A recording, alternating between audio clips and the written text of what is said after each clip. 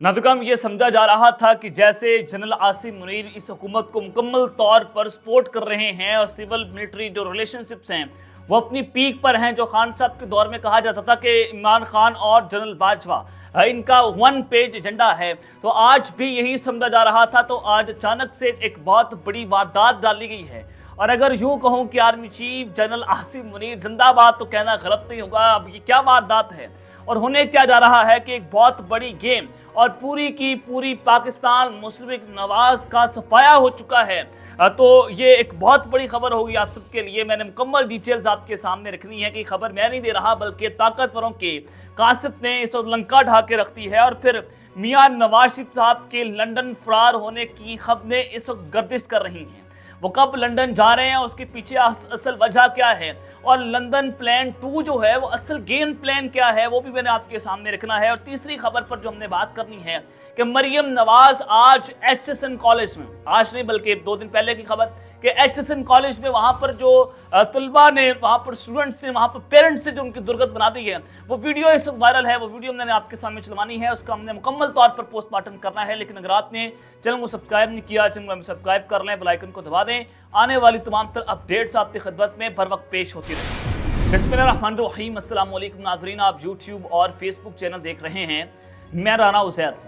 नाज़रीन, पाकिस्तान की जमहूरियत एट इट पीक्स के यहाँ पर जमहूरी निज़ाम के ऊपर हमें लानतें डालनी चाहिए। तो ये मैं बिल्कुल गलत नहीं कह रहा हूँगा कि निज़ाम जो है उसके परखच्चे उड़ चुके हैं। पाकिस्तान का निज़ाम इन्ना लिल्लाहि व इन्ना इलैहि राजिऊन कि इसकी आखिरी रसूमात अदा हो गई हैं कि यहाँ पर 30-40 सीटों वाला वज़ीर आज़म भी बन जाता है, उसको पंजाब में हुकूमत भी मिल जाती है और 30-40 सीटों वाला ही उसका वो मुल्क का सदर भी बन जाता है। आज वो पाकिस्तान के सदर का हल्फ लेने जा रहे हैं कि यानी कि आप यहाँ पर अंदाजा लगाएं कि अवाम के वोटों की औकात क्या है। लेकिन नौजवानों ने अपना जो फैसला सुनाया है उसने भी जो है वो ताकतवरों के दरों दीवार हिला के रख दिए हैं। मुल्क में 8 फरवरी को हुए आम इंतखाबात के हवाले से गैलप पाकिस्तान के एग्जैक्ट पोल ने एक सर्वे में यह बताया कि पढ़े लिखे लोगों की अक्सरियत ने पाकिस्तान तहरीके इंसाफ को वोट दिया है।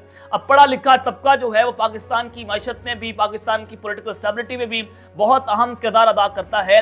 तो उन्होंने पाकिस्तान तहरीके इंसाफ को वोट दिया है। सर्वे नताइज के मुताबिक बैचलर्स और मास्टर डिग्री रखने वालों में से पाकिस्तान तहरीके इंसाफ के वोटर 35% रहे और नून लीग को 15% और 10% ने जनाब पीपल्स पार्टी को वोट दिया है। यानी कि 2 से 3 गुना ज्यादा वोट पीटीआई का PML से ज्यादा पड़ा है। तो इससे आपको अंदाजा ये हो जाना चाहिए कि वोटर्स जो हैं, जो पढ़ा लिखा वोटर है, जो सोच समझ कर अपना वोट कास्ट करेगा या फिर जो थोड़ी सी सियासी बसीरत भी रखता होगा, उसने पाकिस्तान तहरीके इंसाफ को वोट दिया है।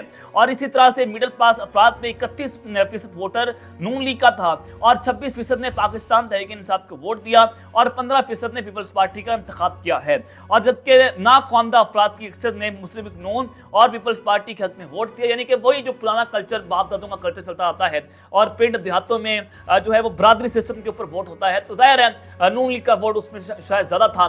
तो जो अनपढ़ लोग हैं उनकी अक्सर ने नून लीग को वोट दिया है और उनकी तादाद भी कुछ ज्यादा नहीं होती। और जिनमें से 29% ने नून लीग को, 23% ने पीपल्स पार्टी को वोट दिया और फिर भी 21% नाख्वानदा अफराद का वोट जो है पाकिस्तान तहरीक इंसाफ हासिल करने में कामयाब हुई। यानी कि पाकिस्तान तहरीक इंसाफ एक पढ़े लिखों की जमात है और पढ़ लिखे ही जनाब पाकिस्तान की मैशत के अंदर भी, पाकिस्तान की सियासी इस्तेकाम में भी और ओवरऑल जो है वो बड़ा अहम इम्पैक्ट भी रखते हैं। उसमें पाकिस्तान तहरीक इंसाफ आगे रही और नाख्वानदा लोगों ने 21% लोगों ने जो है पाकिस्तान तहरीक इंसाफ को वोट दिया है। बताया यह जा रहा है कि रिसर्च और सर्वे कंपनी गैलप पाकिस्तान ने तकरीबन 4000 वोटर्स की राय पर अपनी एग्जैक्ट पोल जो है वो जारी कर दिया है, जिसके मुताबिक जो है वो नौजवानों ने पाकिस्तान तहरीक इंसाफ और पुख्ता उम्र के लोगों ने नून लीग को जो है वो वोट दिया है। और 38% नौजवानों ने पाकिस्तान तहरीक इंसाफ और 22% ने नून लीग और 15% ने पीपल्स पार्टी को वोट डाला। आम इंतखाबात में नौजवान वोटर्स का टर्नआउट 2018 के इंतखाबात के मुकाबले में 11% ज्यादा रहा और जनाब 18 से 29 साल की उम्र के 48% नौजवानों ने वोटिंग के अमल में हिस्सा लिया है। तो जनाब ये पाकिस्तान की एक जो है वो एक तारीख लिखी जा रही है, एक डिसाइसिव मोमेंट्स है। नौजवान पाकिस्तान की सियासत में इस वक्त भरपूर तरीके से अपना किरदार अदा भी कर रहा है और इस वक्त कानून साजियों के अमल हो, हुकूमत साजी का अमल हो, हुकूमत साजी तो हो गई है। काबीना में पीपल्स पार्टी इस वक्त जो है वो शमूलियत इख्तियार नहीं करना चाहती है। वो चाहती है कि वो बुज़रा जो है वो उसका हिस्सा ना बने काबीना का, और शहबाज शरीफ साहब भी यही चाहते हैं कि पीपल्स पार्टी काबीना का हिस्सा ना रहे। वो टेक्नोक्रेट्स को जो है वो काबीना में रखना चाहते हैं, वो अपने लोगों को काबीना में रखना चाहते हैं। वो चाहते हैं कि जो पाकिस्तान का जो माशी प्लान है वो उसके ऊपर बेहतर तौर पर काम कर सकें। नून लीग के मरकजी रहनुमा खुर्रम दस्तगीर ने कहा कि पीपल्स पार्टी काबीना में शामिल ना होकर शायद मुश्किल फैसलों से दूर रखना चाहती है। शहबाज शरीफ ने कुछ गैर मकबूल और सख्त फैसले करने हैं, और इन फैसलों के बायस अगर माशी इस्तेहकाम और सरमायाकारी आना शुरू हो जाती है तो फिर शायद पीपल्स पार्टी काबीना का हिस्सा बनना चाहेगी। और उन्होंने कहा कि वफाकी काबीना आइंदा 48 घंटे में हल्फ उठा लेगी, एमकेएम भी वफाकी काबीना का हिस्सा बनेगी, और वफाकी काबीना में 22 से 25 वजारतें होंगी ताकि खजाने पर बोझ ना पड़े। आसिफ अली ज़रदारी सदर पाकिस्तान मुंतखब हो गए हैं, उनको हुकूमत में शामिल करने के लिए कोशिशें हो रही हैं, और कोशिश की जा रही है कि पीपल्स पार्टी को वफाकी काबीना में शामिल करें। नवाज शरीफ ने भी कहा कि पीपल्स पार्टी की शमूलियत की एक और कोशिश करेंगे, लेकिन शहबाज शरीफ साहब जो हैं वो पीपल्स पार्टी को काबीना में नहीं रखना चाहते। ये मैं आपको अंदर की खबर दे रहा हूँ। और मौजूदा हुकूमत ने मुश्किल आलमी हालात में ऑपरेट करना है। वज़ारत दाखिला के लिए मोहसिन नकवी का नाम जो है वो क्या सराई है, गौर हो रहा है या नहीं हो रहा मुझे मालूम नहीं है। यानी कि मोहसिन नकवी साहब को ये तोहफा दिया जा रहा है कि जो आपने 9 मई करवाया, जो आपने पाकिस्तान तहरीक इंसाफ की औरतों के ऊपर जुल्म ढाया, जो उनका गिरबान फड़ा, आपने उनको बालों से घसीट कर गिरफ्तार करवाया, आपको तोहफा ये है कि आप दोबारा वज़ीर दाखिला बनेंगे और आप फिर वही जुल्म और बर्बरियत की इंतहा करेंगे, फिर आप वही जानवरों की तरह सलूक करेंगे। और ये खुद जानवर हैं, बल्कि जानवर खिलाने के भी लायक नहीं है कि जनाब आपका नाम जो है वो एक वर्ल्ड रिकॉर्ड उस बुक्स में लिखा जाए कि आपने पाकिस्तान में इस तरह से इंसानी हकूक की जो है वो पामालियां की। टीम साजी के लिए शहबाज शरीफ के पास लोग मौजूद हैं। काबीना बनने के बाद शहबाज शरीफ ने कुछ गैर मकबूल फैसले करने हैं। अगर आपने मोहसिन नकवी जैसे लोगों को वो दाखिला बनाना है, जो शाम की शिफ्ट में कभी सहाफी होते हैं तो रात की शिफ्ट में सियासतदान बन जाते हैं, तो अगर आपने ये सब कुछ करना है तो शहबाज शरीफ के मुंह पर लानत होनी चाहिए। अगर ऐलान में ये बात कर रहा हूं कि आपके पास अपनी टीम नहीं है, आपके पास राणा सनाउल्लाह नहीं है, आपके पास जो है वो एहसन इकबाल इसहाक डार या ख्वाजा आसिफ अता तरड़ लोग नहीं है, यानी कि वो पार्टी के अंदर तो है, वो पार्टी के अपने लोग तो मौजूद है ना। चले वो पार्टी के लिए कुर्बानियां तो देते रहे हैं। अब मोहसिन नकवी ने क्या कुर्बानी दी है? मोहसिन नकवी ने कुर्बानी ये दी है कि वो आपका बगल बच्चा बन के रहा। मोहसिन नकवी ने कुर्बानी ये दी है कि वो आपके बूट पॉलिश करता रहा, और इस कुर्बानी के ऊपर आप उठाकर उसको जो है वो वज़ीर दाखिला बना दें। ये पाकिस्तान किसी के बाप का मुल्क नहीं है, किसी की जागीर नहीं है कि आप उठकर जो चाहेंगे वो यहाँ पर कर लेंगे। तो खैर यहाँ पर जो है जिसकी ज़्यादा अच्छी दाल गलती है, जिसका ज़्यादा अच्छा ताल्लुक है, जिसकी ज़्यादा अच्छी रिश्तेदारी है, उसको उतना बड़ा ओहदा मिल जाएगा। जो जितना बड़ा करप्ट होगा उसको उतना बड़ा ओहदा, जो जितनी गंदगी फैलाएगा, जो जितना बेहुदा होगा सियासत के अंदर, वो जहाँ उतने बड़े ओहदे के ऊपर फाइज हो जाएगा। तो ये सारी सूरत हाल आपके सामने है। तो पाकिस्तान तहरीक इंसाफ ने शेर अफजल मरवत और शानदाना गुलजार के इल्जामात की तहकीकात का मुतालबा कर दिया है। शेर अफजल मरवत साहब ने कहा कि उनको कत्ल करने की सुपारी दी गई है, और ये सुपारी मरियम नवाज के जरिए दी गई है। ये उनका एक बड़ा खतरनाक बयान है। अली मोहम्मद खान साहब ने कहा कि शेर अफजल मरवत और शानदाना गुलजार के इल्जामात की तफ्तीश की जाए। उन्होंने कहा कि इल्जामात की संजीदा और शफाफ तहकीकात के बाद फैसला किया जाए कि इनके इल्जामात दुरुस्त हैं या फिर नहीं हैं। और उन्होंने मजीद कहा कि बातचीत के दौरान अली मोहम्मद खान को जो है वो उन्होंने जवाब देते हुए कहा कि इल्जामात लगाने वालों को एफआईयू में बुलाया गया है। ये जनाब बिल्कुल वो अता तरड़ जो शेर अफजल मरवत साहब हैं वो एफआईयू को अपने सबूत देने के लिए तैयार है। उन्होंने इसका ऐलान भी कर दिया है।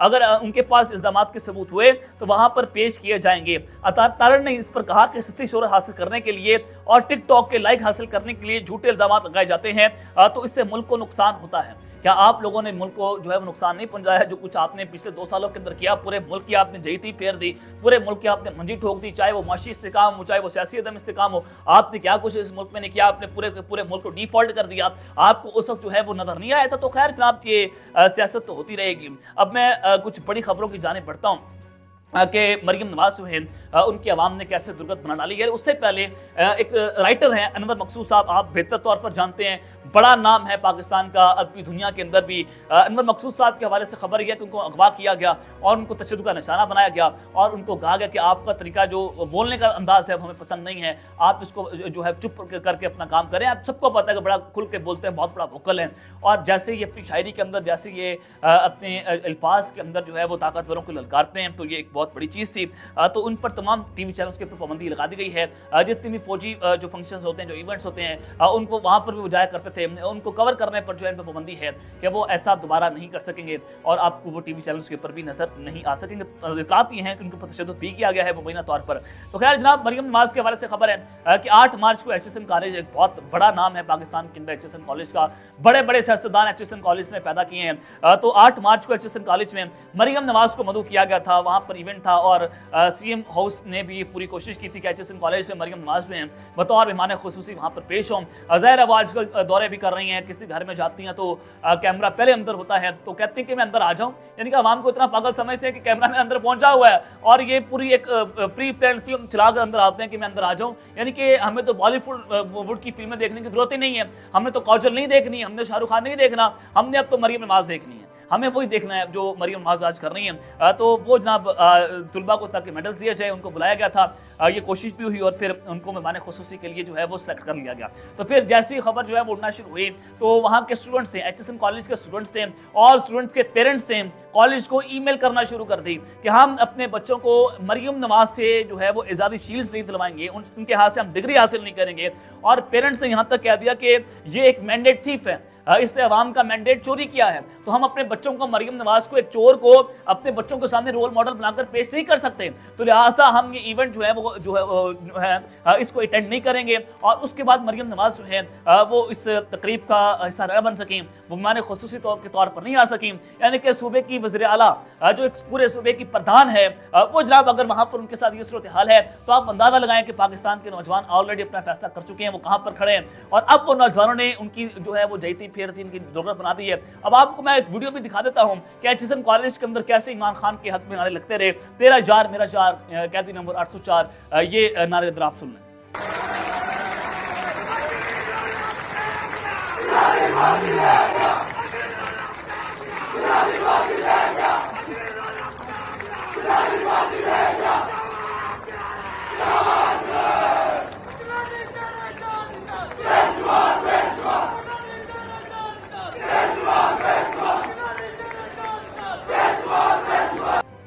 तो जी आपने ये वीडियो जो है वो देख लिया है कि कैसे इमरान खान साहब के हक में एचएसएन कॉलेज में नारे लगते रहे।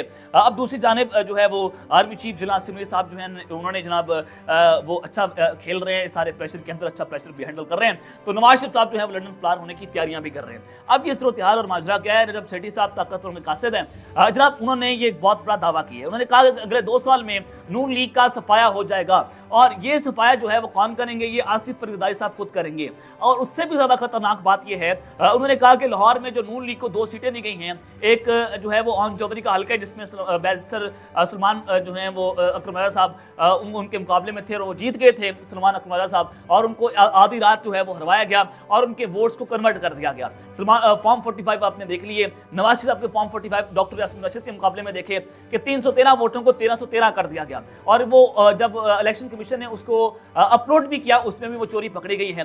तो उनको 2 सीटें दी गई हैं नून लीग को, नवाज शरीफ के हल्के की और ऑन चौधरी वाले की, ये दोनों सीटें जो है पाकिस्तान तहरीक इंसाफ को वापस मिल जाएगी। ये दावा कौन कर रहे हैं, नजम सेठी साहब दावा कर रहे हैं जो नून लीग के दौर में पाकिस्तान क्रिकेट बोर्ड के चेयरमैन भी रहे और ताकतवरों के बड़े करीब भी हैं और इनकी अहलिया जो हैं वो भी नून लीग के टिकट पर एमपी भी मुंतखब होती रही हैं। यानी कि अगर ऐसा शख्स जो है वो दावा कर रहा है तो जाहिर है उसके पास कोई ना कोई क्रेडिबल न्यूज़ होगी। और ये एक बहुत बड़ी सियासी सरगर्मी भी है कि पाकिस्तान मुस्लिम नवाज का कायद जो वज़ीर-ए-आज़म के ख्वाब बनने देखने आया था, आज वो अपनी सीट खुद हार गया है और वो वज़ीर-ए-आज़म बनने के काबिल नहीं रहा, बल्कि वो बना भी नहीं, लेकिन अब उसके पास एमएनए की सीट भी नहीं है। यानी कि सूरत हाल जो यहाँ तक जा पहुंचे तो उसके बाद यही होगा कि वो लंदन चले जाएंगे और लंदन फरार हो जाएंगे। और इस्लामाबाद के अंदर एक और खबर गर्दिश है कि एक बहुत बड़े इदारे की एक बहुत बड़ी शख्सियत जो है उनकी जो इदारे के हेड हैं वो उनकी तब्दीली की बाज़गश्त है और फिर उनको अमेरिका भेजा जाएगा और उसके बाद असल लंदन प्लान पार्ट 2 के ऊपर जो है वो काम शुरू हो जाएगा।